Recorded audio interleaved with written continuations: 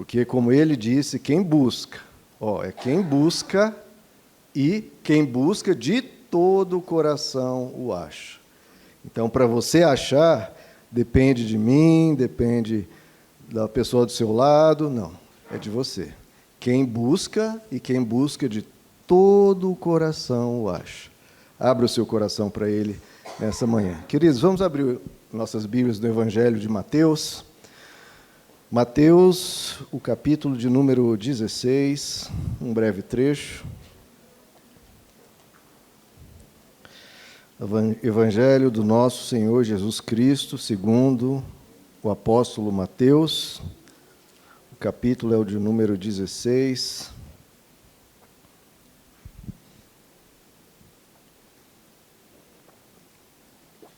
Mateus 16, vamos a ler a partir do verso 13, queridos. Mateus 16, verso 13, diz assim a palavra do Senhor: Chegando Jesus à região de Cesareia de Filipe, perguntou aos seus discípulos, perguntou a mim, a você e aos discípulos de então. O que ele perguntou? Quem os outros dizem que o Filho do Homem é? Eles responderam: alguns dizem que é João Batista, outros Elias, e ainda outros Jeremias ou um dos profetas. E agora? E vocês? Olha o que ele vai nos perguntar. E vocês? Perguntou ele. Quem vocês dizem que eu sou? Simão Pedro respondeu: Tu és o Cristo, o Filho do Deus vivo. Vamos orar, queridos? Senhor nosso Deus, nos colocamos na Tua presença nessa manhã, porque queremos, Senhor, buscar a Tua face, queremos mais de Ti em nossas vidas. Nós temos nossas vidas, os nossos afazeres, mas, acima de tudo, precisamos do Senhor, Pai, para conduzir a nossa vida, para nos dar sabedoria, para alegrar o nosso coração, para nos perdoar, nos fortalecer. Enche-nos, Senhor, da Tua presença. Abençoe cada vida aqui, Senhor, cada família, e nos nutre, Senhor, pelo Teu Santo Espírito, com tudo que carecemos na Tua graça e na Tua bondade. Te pedimos, Senhor, em nome de Jesus. Amém. Podeis assentar, queridos?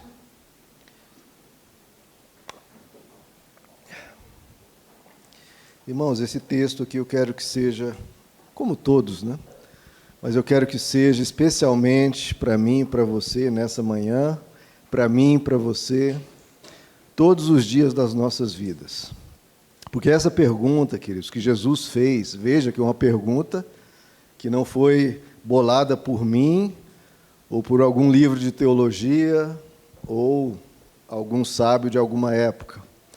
Não, essa pergunta aqui que foi feita, foi criada, foi formulada, foi colocada aos seus discípulos por Jesus, e eu creio que ele coloca a mesma pergunta para cada um dos seus discípulos, e não para cada um dos seus discípulos, mas para todo ser humano na face da terra.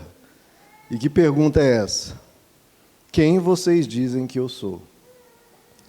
Então Jesus está perguntando nessa manhã para você: quem você diz que eu sou?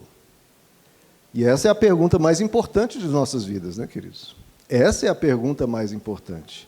Quem você diz que Jesus é? E ele que está perguntando isso. Quem vocês dizem que eu sou? Atenção, importante distinguir aqui. A pergunta não é quem Jesus é. Essa não é a pergunta. Porque ele sabe quem ele é. Quem ele é um fato. Ninguém muda quem ele é. Mesmo se todos os sábios e cultos e renomados da terra digam que Jesus é outra coisa, digam que Jesus é isso ou é aquilo, não muda nada. Não muda nada porque um fato é um fato, uma verdade é uma verdade. Se todo mundo disser que essa flor, que essa folha é amarela ou branca, não muda nada, ela vai continuar sendo verde. Não importa opiniões, não importa afirmações de quem quer que seja. Isso é muito importante, nós temos essa convicção e essa firmeza. A verdade é a verdade, não importa quem diga o contrário. O mundo inteiro disse, na época de Noé, que o dilúvio não aconteceria, aconteceu. Não importa a opinião das pessoas. O mundo inteiro disse que a Bíblia desapareceria, só seria encontrada em museus e está por toda a terra.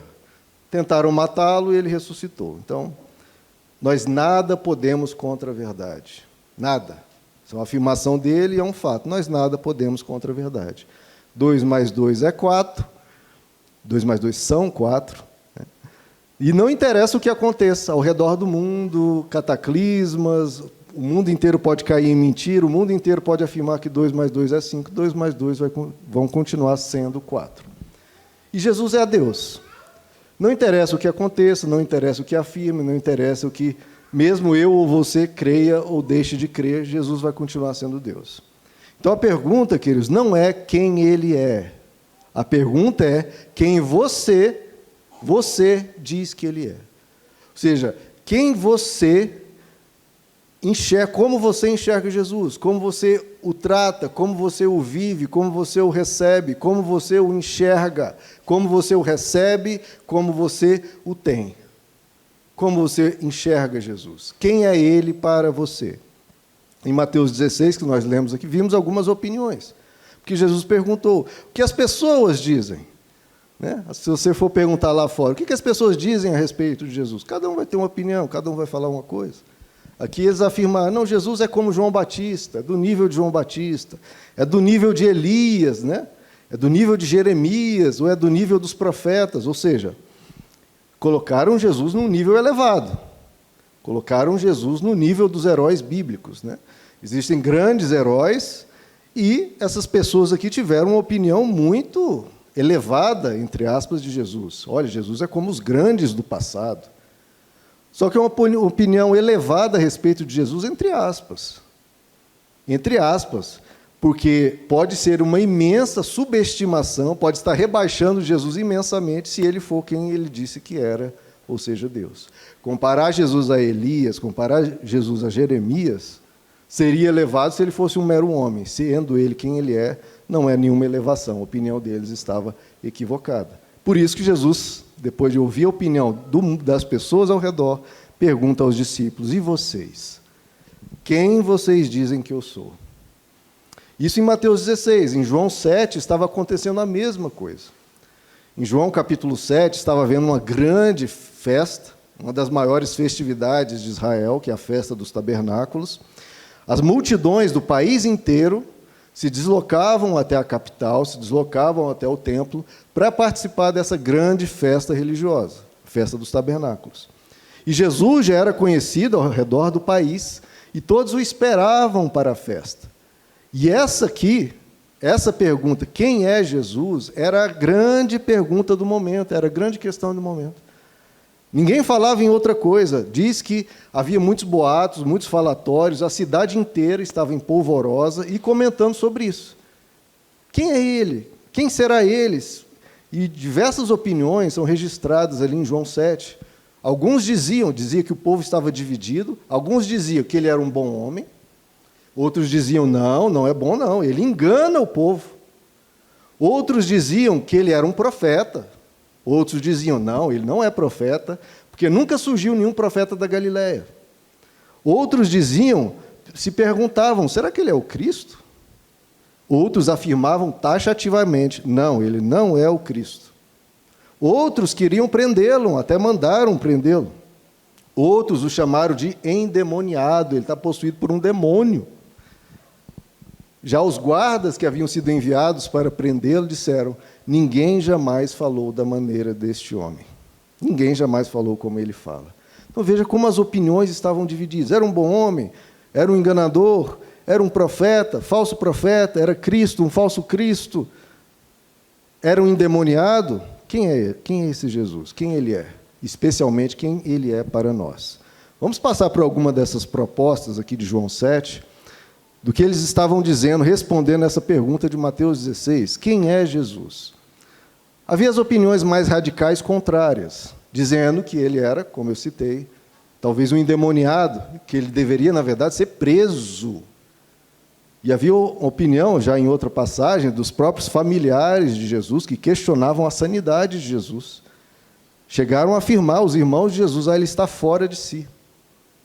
Agora, se nós lermos os evangelhos, basta ler um pouco, a gente já vai saber que não estamos diante de uma pessoa fora das suas faculdades mentais, muito pelo contrário. Se você lê tudo que Jesus diz, como ele vivia, como ele tratava as pessoas, como ele conduzia o seu viver, muito pelo contrário. Nós estamos não de uma pessoa com problemas, mas, pelo contrário, com a única pessoa sem problemas mentais, né? Sem problema psicológico algum. Ele era a pessoa mais sã que já passou neste mundo, de uma sabedoria descomunal, de uma sabedoria divina. Aliás, se alguém tem pensamentos, e todos temos pensamentos adoecidos, ou tóxicos, ou problemas, quaisquer que sejam, em lidar com seus pensamentos, o caminho é: tente aprender com Jesus a pensar, tente aprender com Jesus a ser mais lúcido, a ser mais coerente, a ser mais sensato, a ser mais sábio. Às vezes a gente busca em tantas fontes, queridos, tantas fontes, buscando sabedoria, buscando paz, buscando entendimento da vida, buscando conhecer, né, a profundeza da nossa alma e as nossas questões psicológicas. A gente busca em tantas fontes, e que bom que temos essas fontes, mas não há nenhuma fonte mais segura, mais equilibrada, mais cheia de vida e de sabedoria do que Jesus. No Sermão do Monte, por exemplo, Mateus 5, 6 e 7, estamos diante de uma, considerada até mesmo por ateus, uma das mais belas façanhas da literatura e da ética que este mundo já viu. Mateus 5, 6 e 7, parece que desceu do céu, tamanha a sublimidade daquilo que está ali descrito. Choca qualquer um que lê. Se você pega uma pessoa que nunca leu a Bíblia, ou que já leu 1000 vezes, a reação é a mesma. Você mostra Mateus 5, 6 e 7, a pessoa fica de boca aberta, fica maravilhada, fica admirada. Tamanha a lucidez, tamanha a profundidade, tamanha a grandeza do que está escrito ali.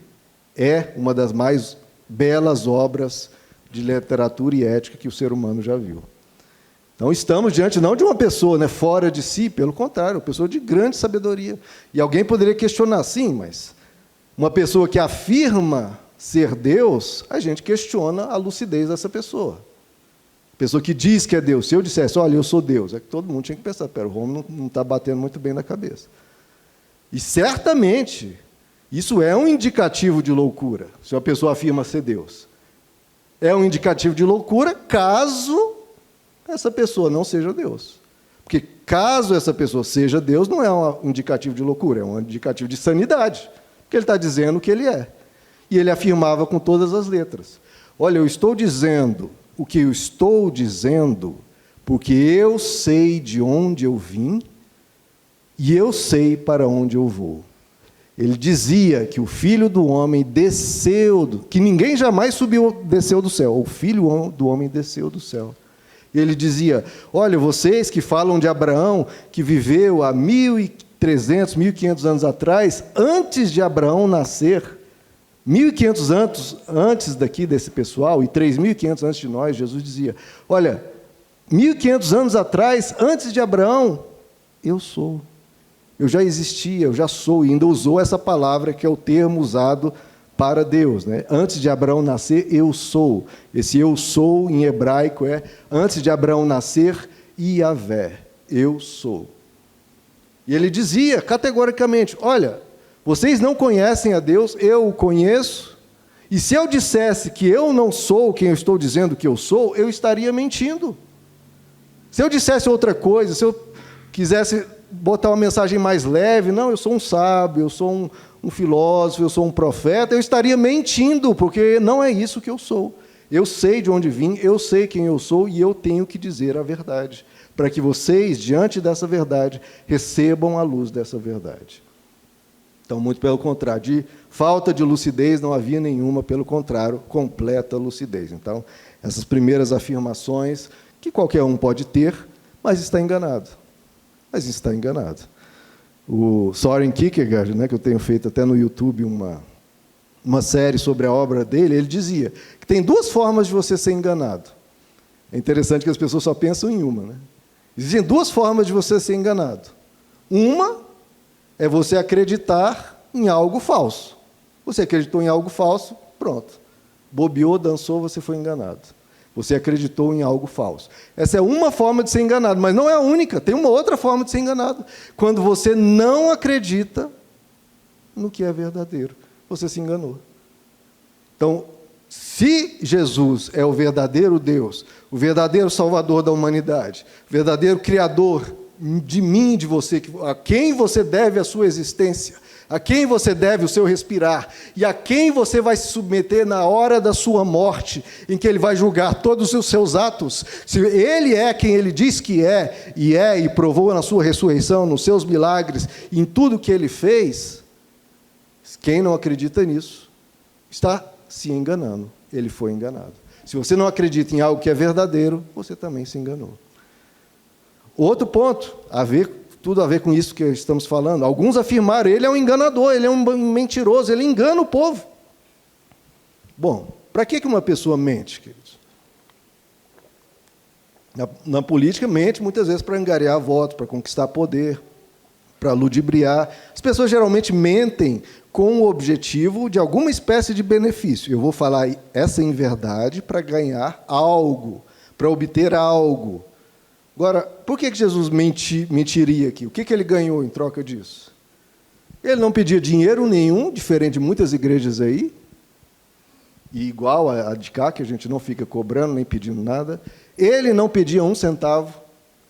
Ele falava e sabia que morreria. Então, era maltratado e perseguido por todos. Então, ele estava mentindo para quê? Mentindo para ser esculachado? Não, ninguém mente para morrer. E por isso é uma grande prova, tanto dele quanto dos apóstolos, que disseram e afirmaram que viram ele ressuscitado, que eles não estavam mentindo, porque ninguém mente para perder tudo e perder até a própria vida. Então, não tem como você sustentar isso, que ele é um mentiroso, porque o que ele dizia lhe custava a vida, e ninguém vai sacrificar a vida por uma mentira. Existiam algumas afirmações preconceituosas aqui, dizendo, esse Jesus ele não é profeta coisa nenhuma, porque ele é da Galileia. A Galileia era um lugar considerado assim, um lugar excluído, um lugar de baixa fama, péssima fama, que lá só tinham pessoas, do mundão, só pessoas impuras, só pessoas que não prestavam. A escória de Israel vivia na Galileia. Então diziam, não, ele é da Galileia, ele é imundo. Então havia uma afirmação preconceituosa, como se Jesus tivesse vindo, fosse um caipira, ou fosse uma pessoa de uma nação que não seja muito, que seja menosprezada. Uma afirmação preconceituosa. Então a gente tem que ter, e olha, eu já ouvi isso, eu achei isso muito interessante. A que ponto que às vezes as pessoas chegam, Claro que isso tem uma sustentação histórica por causa disso, mas eu já ouvi as pessoas afirmando, não, esse Jesus é o Deus dos brancos. Porque, claro, houve na história da humanidade muito massacre para com os negros, mas afirmaram isso, Jesus é Deus dos brancos. Não, Jesus ele é do Oriente Médio, ele provavelmente tinha mais a ver com a raça negra, com a coloração negra, do que com o branco. Mas, com certeza, ele era mais uma mistura, igual a pele das pessoas do Oriente Médio. Santo Agostinho, um dos maiores cristãos da história, que viveu ali no século IV, ele era africano. Então, em Deus não há essa acepção de pessoas, como a Bíblia insistentemente diz. Deus não faz acepção de pessoas. Em Cristo Jesus não há diferença entre homem, mulher, escravo, livre, entre judeu, entre gentio, entre bárbaro, entre cita. Não. Deus não é preconceituoso. Nós, quem vive um coração segundo Deus, não pode ser discriminatório, não pode ser preconceituoso contra raça nenhuma, contra o tipo humano nenhum, porque a única raça que existe é raça humana, e todos que vieram do coração e criados por Deus. Agora, um outro Jesus aqui que havia era o Jesus fake, queridos? Um Jesus fake. Olha só que interessante. Afirmar, esse Jesus, ele não pode ser o Cristo prometido por todas as Escrituras. Por quê? Porque ele não é de Belém. Jesus não é. A Bíblia afirma que o verdadeiro Messias deveria vir de Belém. Por isso ele não é o Messias. Faz sentido isso, queridos? Jesus era ou não era de Belém? Era. Só que estavam afirmando, ele não é o Cristo porque ele não é o de Belém. Veja que houve um engano aí. Ele nasceu em Belém, só que logo ele foi para Nazaré, na Galileia, e cresceu em Nazaré. Por isso chamavam Jesus de Nazaré, o Jesus o Nazareno. Então todo mundo pensava, não, ele não pode ser o Messias porque ele é de Nazaré. E a Bíblia previa e profetizava que o Messias deveria vir de Belém. O que aconteceu aqui, queridos? uma falsa informação, uma fake news, né? As pessoas, em vez de conferir os dados corretamente, ficaram nos boatos, ficaram em dados parciais, que são os dados perigosos, né? Porque os dados parciais contêm uma parte da verdade. Porque era verdade que Jesus veio de Nazaré? Sim, ele morou em Nazaré muitos anos. Veio da Galiléia? Sim, morou lá muitos anos. Só que ele é um dado parcial, porque ele nasceu em Belém. São os dados meio corretos, metade corretos.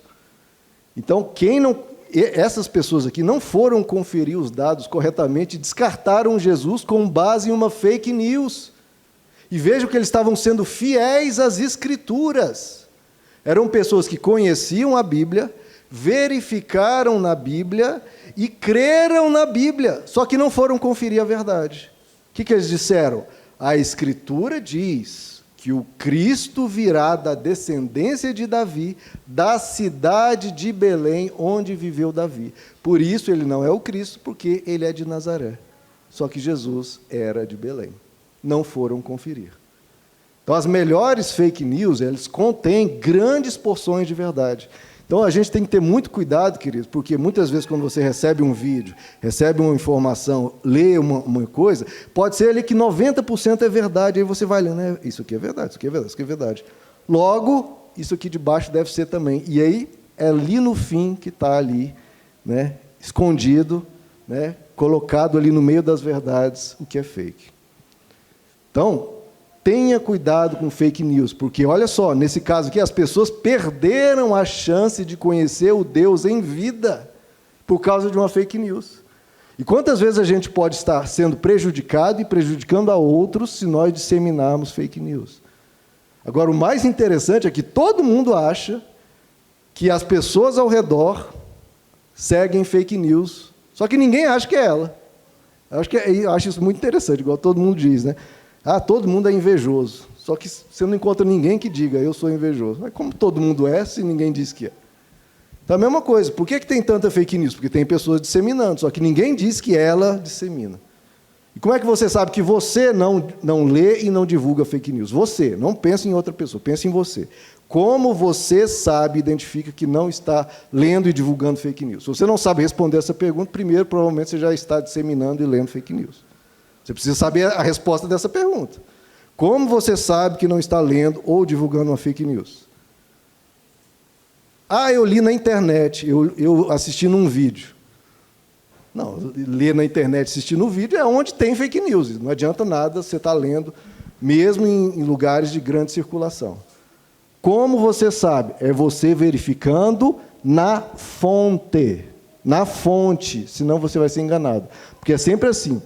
É uma reportagem sobre algo que está dito em tal lugar. Então, você está lendo de uma terceira mão que pode ter manipulado os dados, que é o caso aqui.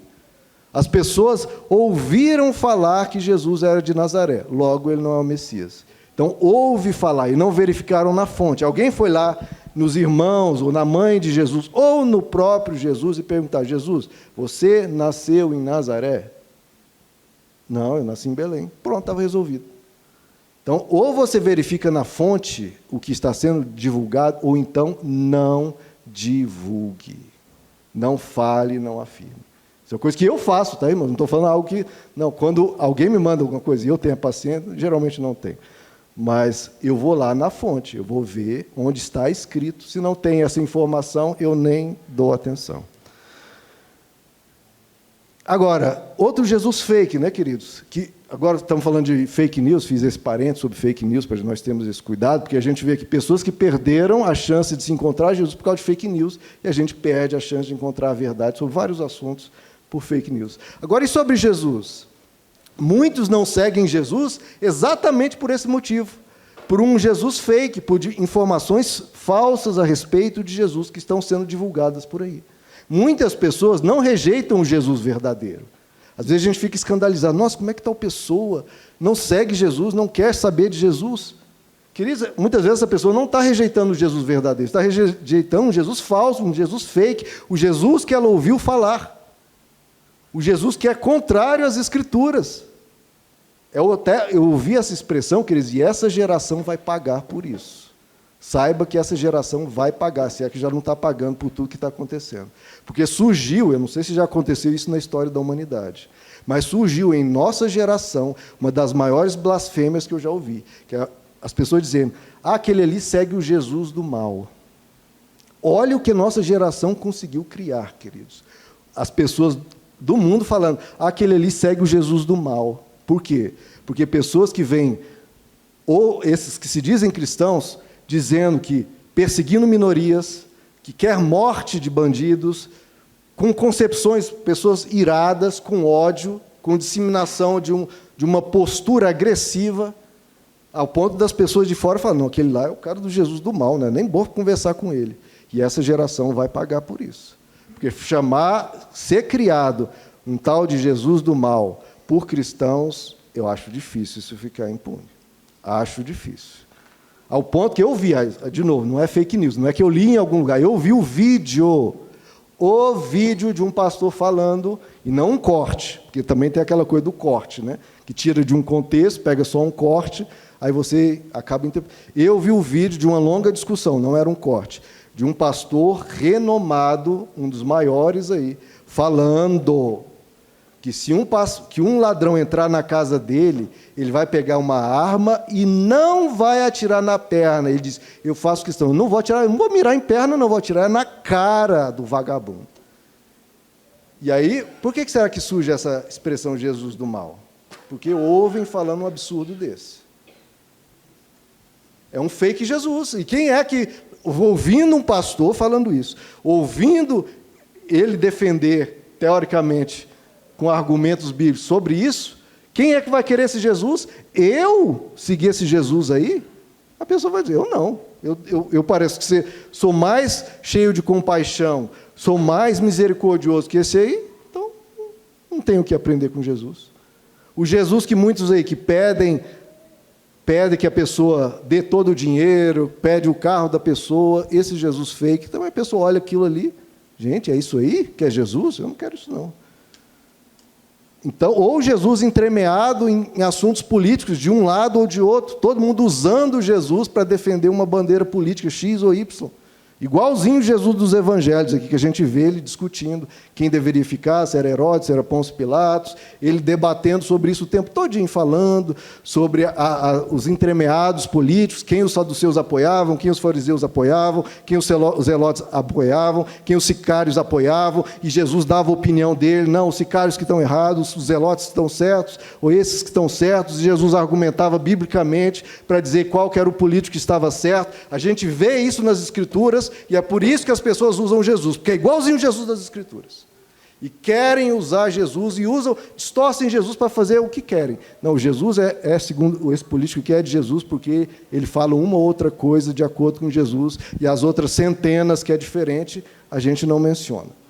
Não usem Jesus para defender bandeira política alguma, porque isso na história cristã já foi feito inúmeras vezes e sempre deu errado. E essa geração também vai pagar por isso. Porque sempre deu errado. É a primeira vez que vai dar certo? Não, de novo vai dar errado. De novo vai dar errado. Casos de pessoas sendo perseguidas dentro de uma igreja porque têm uma posição política diferente e são quase que excluídas, são quase que discriminadas dentro de uma igreja por causa de questões políticas. Isso é um absurdo, isso é um fake Jesus. Jesus, ele pregava o reino de Deus. Pregava a vitória sobre Satanás, pregava o arrependimento, pregava a conversão, pregava que nós devemos ser pessoas melhores, com cidadania e com ação política, mas não usando as Escrituras ou Deus para argumentar uma bandeira. Defenda causas, não defenda pessoas, defenda causas. E aí a causa aqui, essa causa que eu defendo, se o político A e o político B são opostos, vierem para essa causa, que bom. Se o político que você não gosta, que você tem direito de ter as suas coisas, apoiar essa causa, agradeça e use, e faça o bem, defenda causas, defenda ideias, defenda princípios. Cuidado com isso, porque senão a gente está excluindo. Imagina, a gente diz, Jesus é desse lado aqui, a gente vai excluir então a pregação do evangelho para todos esses aqui? Ou a gente tem que converter primeiro eles para a nossa bandeira política, para depois eles virem para Jesus? Tudo isso é um absurdo, é grotesco. Esse é um fake Jesus. O Jesus que quer o dinheiro, o Jesus político, o Jesus do mal também, violento, agressivo, irado. Nenhum desses Jesus a gente encontra nas Escrituras. Nenhum deles. E que bom que o Jesus verdadeiro está à disposição de quem o queira. Existe também essa outra concepção que falaram. Alguns diziam, ele é um bom homem. Isso também. Aí já estamos partindo para posições mais adequadas, mais legais de Jesus. Não, Jesus é bom, Jesus é legal, Jesus ensina, ele é um mestre da moral, da ética, ele tem valores elevados. Claro que isso tudo é verdade, que ele é um bom homem, que ele é verdadeiro. Só que isso fica fácil de ser diluído, queridos. Muitas pessoas lá fora que não têm compromisso em seguir a Deus e seguir a sua palavra, eles afirmam, não, Jesus é uma pessoa boa. Ele ensinou coisas lindíssimas. Ele é um entre muitos, cheio de palavras bonitas. Só que quando a gente fica só nisso, ele tem palavras bonitas, ele tem palavras lindas, isso é um Jesus inofensivo. Um Jesus que não muda a vida de ninguém. Jesus fala coisas lindas. Que bom, mas e aí? O que você vai fazer com isso? Igual os guardas aqui acharam um lindo discurso de Jesus, foram prender, tinham ordem para prender Jesus, e voltaram sem prendê-lo, dizendo, ninguém jamais falou como esse homem fala. E o que isso mudou na vida dos guardas? Até onde sabemos, nada. Então não adianta ficar admirado. Tem uma passagem que diz que ouviram Jesus, ficaram maravilhados e foram embora. Não mudou nada. Se as pessoas virem à igreja e ficarem maravilhados com essa pregação ou outras pregações e acharem lindo a exposição, acharem conceitos belíssimos, princípios belíssimos, mas não mudar de vida, não adianta. Não é esse o Jesus da palavra de Deus. Ele não é para ser apenas um bom mestre para você. Não é isso que Jesus quis ser para você. Então é a pergunta, quem é Jesus para você? Ele é alguém com quem eu aprendo coisas lindas. Não é para ser isso. Eu concordo com tudo que Jesus diz, palmas para ele, e fica sem mudar. Você trata Jesus assim? Então não pode ser assim. C.S. Lewis tem um argumento dele bem famoso, em alguns textos dele, que ele diz, nós podemos observar que Jesus nunca foi tratado por aqueles que o conheceram como um mero mestre de moral. Ele não produziu esse efeito nas pessoas que realmente o conheceram. Ele causou um de 3 efeitos. Ou causou ódio nas pessoas que realmente entenderam o que ele estava falando, ou terror, ou adoração. Não tem como uma pessoa conhecer Jesus de perto, conhecendo mesmo o que ele afirmou, ter uma aprovação moderada, achar ele só um cara bonzinho, um bom mestre. Tem uma afirmação famosa dele lá no livro Cristianismo Puro e Simples, que é um clássico, que ele expõe o trilema, Ou Jesus é mentiroso, ou é louco, ou ele é Deus. Não existe outra hipótese. Ou ele é louco, ou é mentiroso, ou é Deus. Porque o que ele afirmou, se ele afirma ser Deus, primeiro, ou ele é mentiroso, que já até mostramos que não dá para ser, ou ele é louco, que também não dá, ou ele é o que ele diz que é Deus. E aí ele combate, o C.S. Lewis combate essa ideia de que Jesus é um bom mestre. Ele diz assim, ninguém venha com essa paternal condescendência dizer que ele não passava de um grande mestre humano. Ele não nos deixou essa opção, e nem quis deixá-la. Parece-me óbvio que ele não era lunático, nem um demônio, consequentemente, por mais estranho, assustador e inacreditável que possa parecer, eu tenho que aceitar a ideia de que ele era e é Deus. Certa vez fizeram uma pergunta para Jesus, lá em Marcos 10, uma pessoa chegou para Jesus e disse, bom mestre, o que eu farei para herdar a vida eterna? Aí Jesus responde, por que você me chama bom? Me diga, por que você me chama bom? Ninguém é bom, a não ser um, que é Deus. As pessoas às vezes ficam preocupadas com esse texto, Mas quer dizer que Jesus está dizendo que ele não é Deus? Não, ele não disse isso hora nenhuma. Abri já. Ele está dizendo que, por que você me chama bom?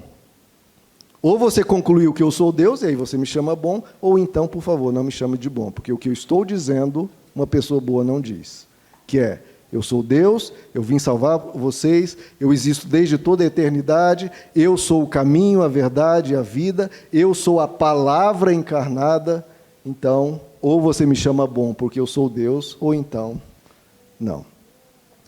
Agora, existe uma outra opção ainda mais elevada, né? Existe o Jesus, Jesus é um bom mestre.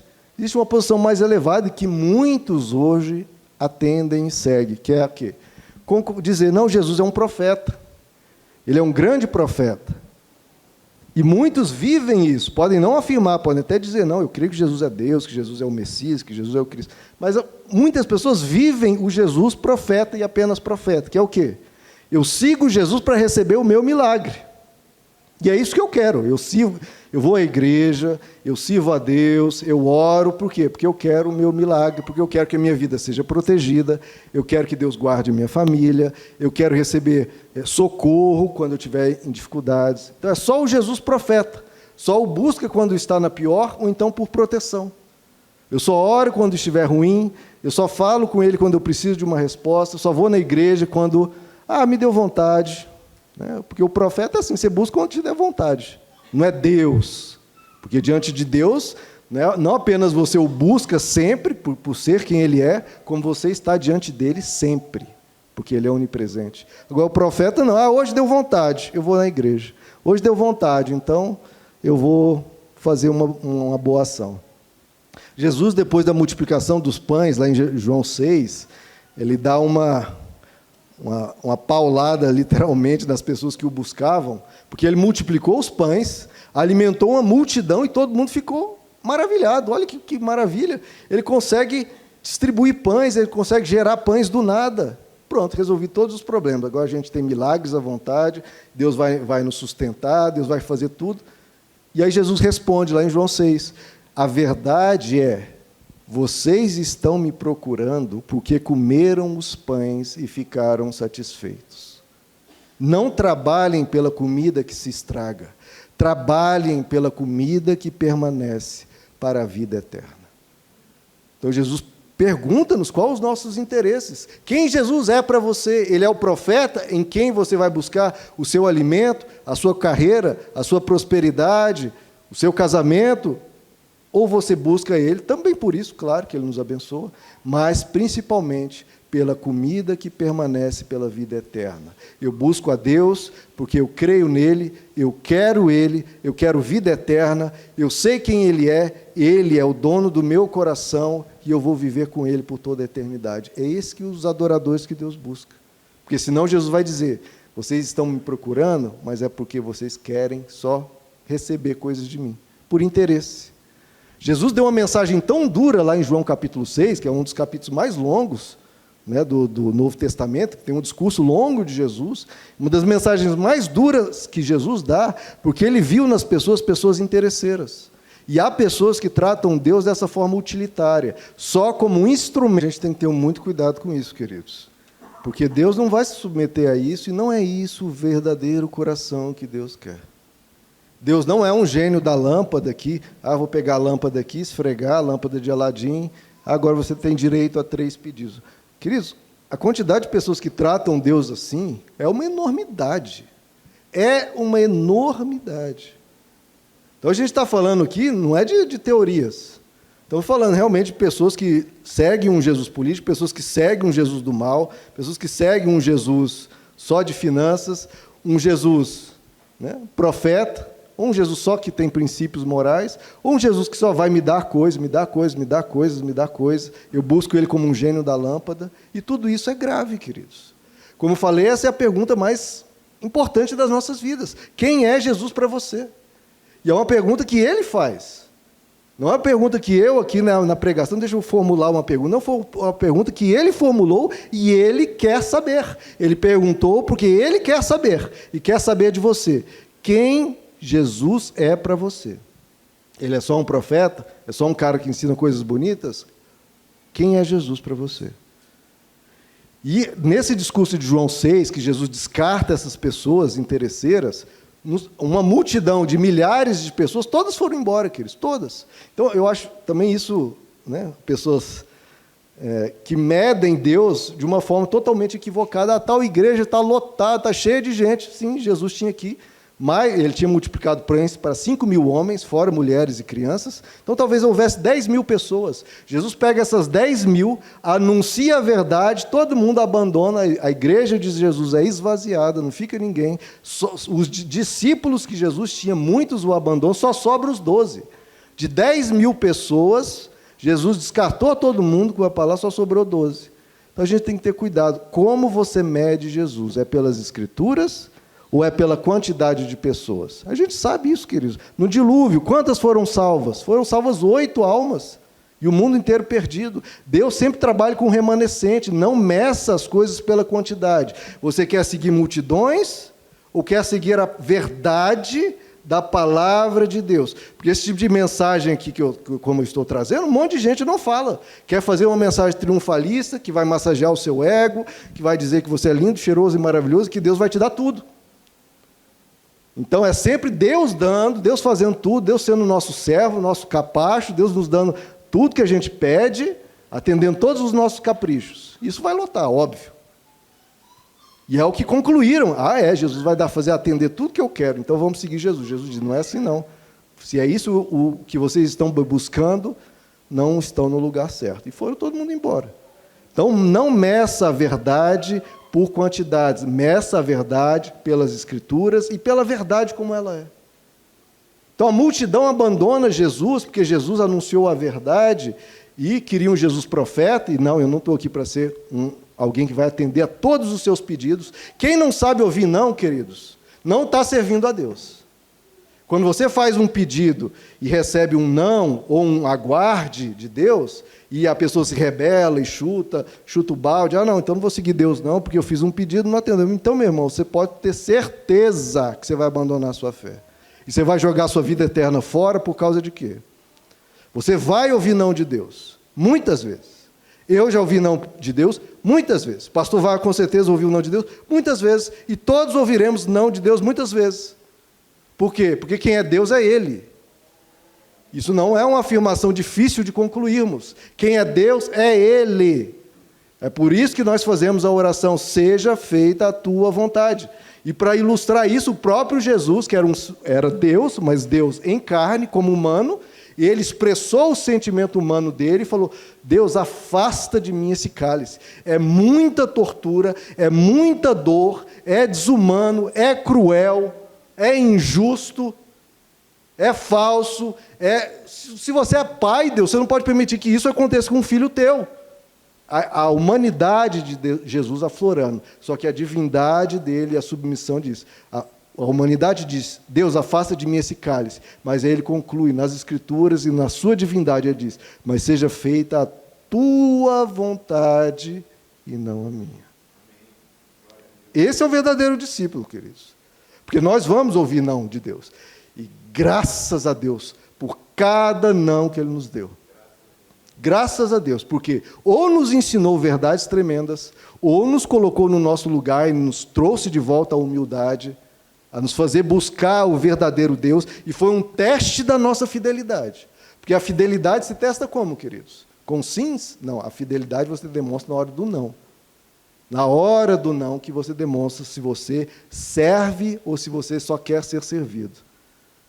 Então, e Jesus perguntou, foram os 10.000 pessoas, foram até discípulos que caminhavam com Jesus há muito tempo, abandonaram, só sobrou os 12. E Jesus ainda veio para os discípulos e falou na cara, sem titubear, e vocês, não querem também ir? Está livre, você é livre para ir.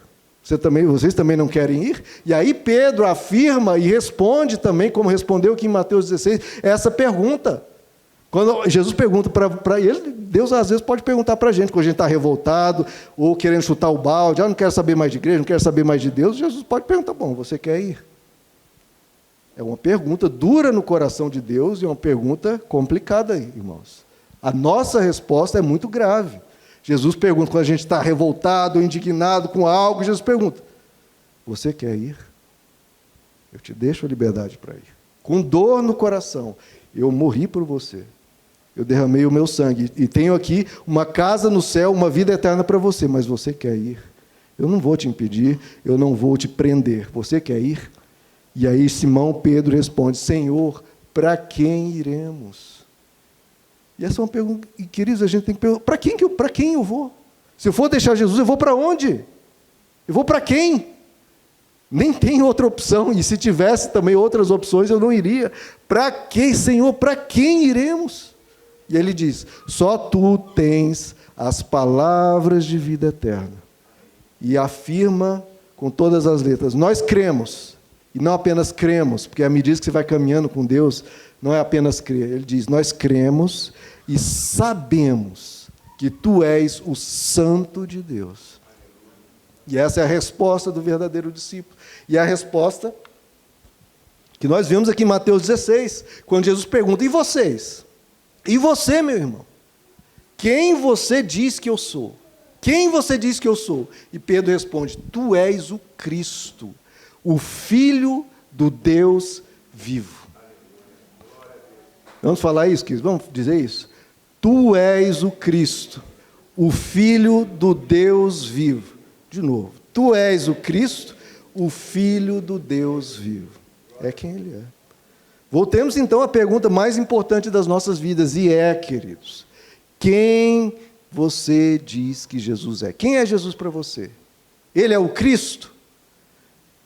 Mesmo de verdade, o que significa Ele ser o Cristo? Significa que você confia nele para tudo na sua vida e você vai segui-lo, não interessa o que aconteça, não importa o que venha ou deixa de vir, o que você receba ou não receba, não interessa. Eu sou dele, eu sigo a ele, eu vou viver com ele para sempre.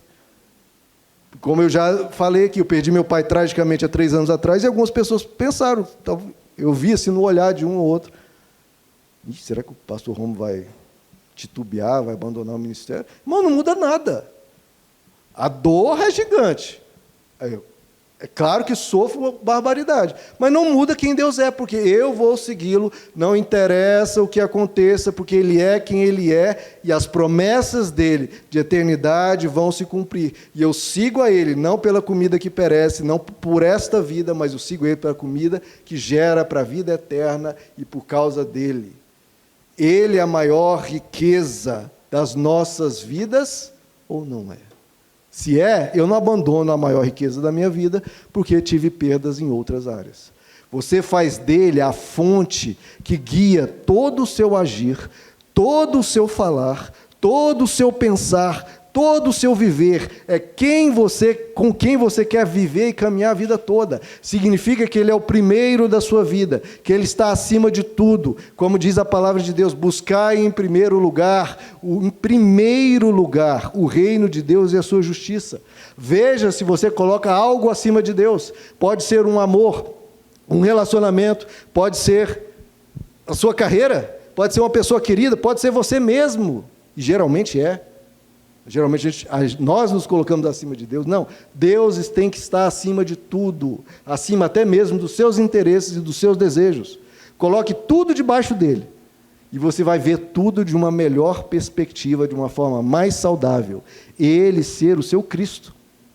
E nós orarmos, venha a nós o teu reino. Eu quero que Jesus reine sobre a minha vida. Jesus reina sobre mim, me conduza, me guie, me transforme, faça o que for da tua vontade. Antigamente, no início da minha caminhada cristã, tinha muito essa expressão, essa metáfora. Deus me pega como um barro nas mãos do oleiro, né? E se eu sou um vaso que estou um pouco deformado, me quebra e me faz de novo. O oleiro, quando ele está naquela roda que fica girando, ele fica ali, né, moldando o barro, e às vezes não fica muito bom, ele desmancha e faz de novo. Senhor, pega a minha vida como esse barro e faz de mim a tua vontade, seja feita a tua vontade.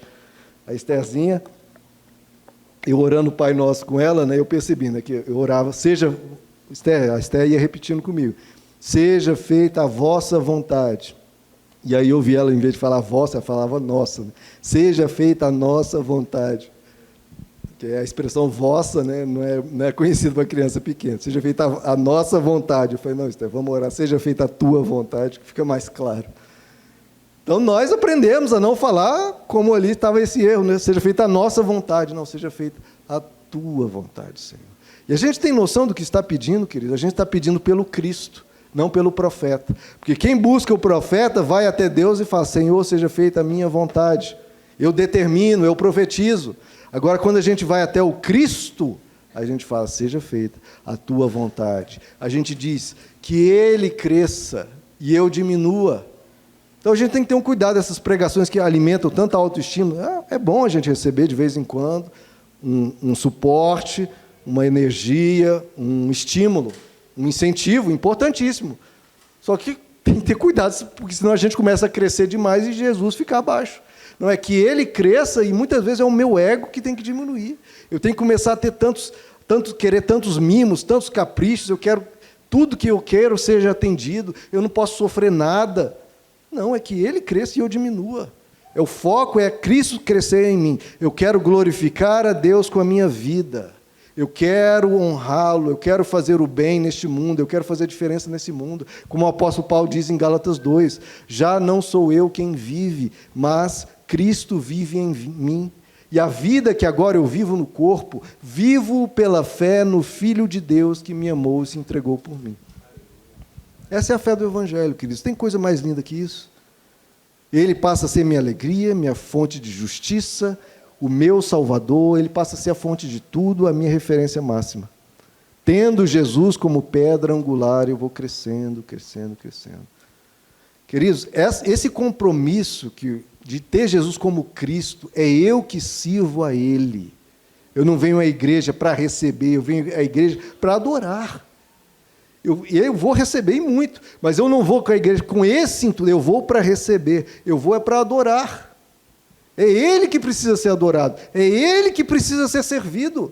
A igreja não está me dando talvez tudo que eu quero, eu não sei.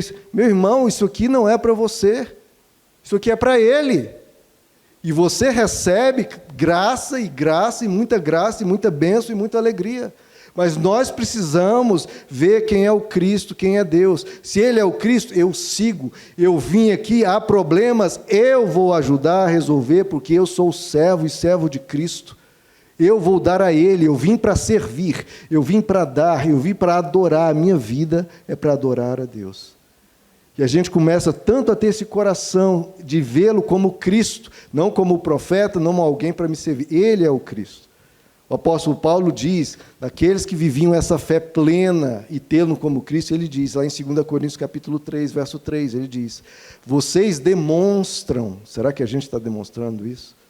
Ele fala para a igreja de Corinto, vocês demonstram que vocês são uma carta de Cristo. Olha isso, carta de Cristo, resultado do nosso ministério, escrita, não com tinta por alguém, mas com o Espírito do Deus vivo. Não em tábuas de pedra, mas em tábuas de coração humano. Será que você é uma carta de Cristo? Em que o seu coração está tão aberto, está tão buscando a Deus, que o Espírito de Deus escreve no seu coração. O Espírito de Deus, o Espírito do Deus vivo, escreve no seu coração coisas lindas. E o que é ser uma carta de Cristo? É o mundo olhar para você e conhecer a Cristo. Porque o que é uma carta? É uma carta que você exprime algo. Exprime o quê? É uma carta de Cristo. Cristo envia essa carta, envia você ao mundo, para que as pessoas possam conhecer Cristo, lendo a sua vida. E a gente adota esse Jesus do bem, não o Jesus do mal, que as pessoas ficam escandalizadas, mas a gente se torna a carta que expressa o Cristo do Evangelho, e as pessoas ficam desejosas, porque vem uma transformação, vem uma nova vida, vem que uma pessoa diferente está presente, uma pessoa mais caridosa e não mais agressiva, mais bondosa, mais amorosa, mais gentil, uma pessoa diferente. Nós não podemos e não temos o direito de ser iguais às pessoas que não recebem a palavra, irmãos. Se você recebe a palavra de Deus e segue a Deus, elegendo Ele como Cristo da sua vida, você tem que mudar, tem que ser diferente e tem que ser uma carta de Cristo ao mundo, escrita pelo dedo do Deus vivo, não na sua parede, não no seu boné, não na sua camiseta, mas no seu coração você ser transformado. E você dizer, como a palavra de Deus propõe, Cristo que é a nossa vida, Ele tem que ser a nossa vida. Vamos ficar de pé, queridos?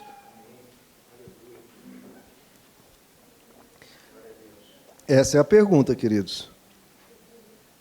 Quem é Jesus para você? E não adianta só falar, não, Jesus é o Cristo. Isso aí, Deus, irmãos, está... Sinceramente, eu acho que talvez esteja até cansado de ouvir isso. Todo mundo dizendo, não, Deus é tudo para mim. Ah, Jesus é maravilhoso, Jesus é tudo, Jesus é isso, Jesus é o Cristo, Jesus é o Rei, Jesus é isso, é aquilo. E na vida mesmo, na hora de viver Jesus, aí aparece um outro Jesus, um outro. E não o Cristo, não o que reina, não a quem a gente segue, serve para sempre. Não interessa nada, é Ele, a razão do meu viver, o alvo do meu amor, que está acima de tudo. E é o desejo da minha alma, é Ele. Então, queridos, veja no seu coração. Vamos fechar os olhos? Eu quero que você medite nessa pergunta. Nessa pergunta que Jesus está fazendo. Quem Jesus é para você? Quem Jesus é para você? É um camarada, um sujeito legal, ou um sujeito, né, que está te ajudando nas suas concepções políticas, ou um sujeito, né, que vai te dar tudo, realizar todos os seus sonhos, todos. Ou ele é quem vai comandar, quem vai te guiar, a quem você vai servir. Que você vai receber muita coisa, mas não segue por receber, segue por quem ele é. Quem é Jesus para você?